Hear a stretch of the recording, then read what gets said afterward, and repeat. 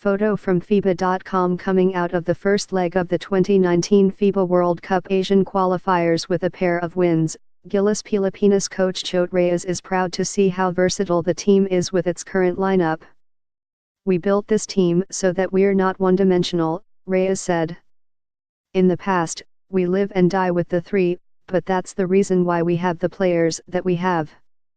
The Philippine team gutted out a 77-71 victory over Japan in Tokyo last Friday, and followed it up with a 90-83 squeaker over Chinese Taipei at home on Monday to go 2-0 in Group B. Through those victories came positive development from the players he picked as Reyes' expectations were matched. As always, Jason Castro was the anchor of the team, bailing the squad out whenever the Philippines need a bucket. But also sharing the spotlight were a handful of his peers. Junmar Fajardo finally came into his own against Chinese Taipei and dominated the paint against naturalized player Quincy Davis.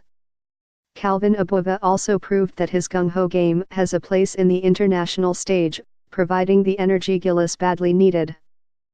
Kiefer Ravina lived up to his hype and showed everyone a glimpse why he has long been coveted as one of the brightest young players in the country. Roger Pogoi emerged as a reliable 3-and-D option for Reyes and earned his place in the starting five. And finally, Matthew Wright connected from distance and drilled 3 triples to finally put away the visitors on Monday.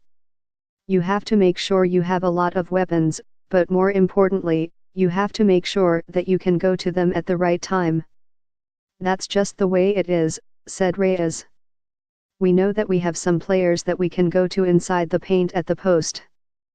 When we play the bigger teams, we have a big advantage in quickness. Obviously, that's not going to be the same when we play the bigger teams like Japan, Korea, Chinese Taipei because they're just as quick as us, so we have to find another advantage," said Reyes. "That's just basketball. The good thing is even if we're not shooting well from 3 points, we found a way to grind out a W. Hopefully, that's a sign of the progress and evolution of this team." With Gilas going on a 3-month breather before facing Australia and Japan in February, Reyes said that the 2-0 record doesn't really give the team much momentum.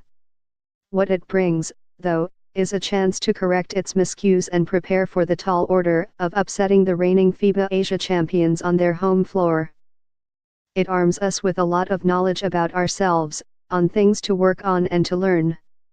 We all know that Australia is a very, very tough team, so that's gonna be a really, really tall order for us to play them, to compete with them at their home place. We'll prepare as best we can against Australia, and we'll go out, we'll play our game and we'll see what happens," he said. But if there's something Reyes saw from this Gilas team, it's that these players will no doubt lay it all on the line for flag and country. "The one thing I've learned about this team is never underestimate them and never count them out because they just keep on fighting and they just keep plugging away," he said.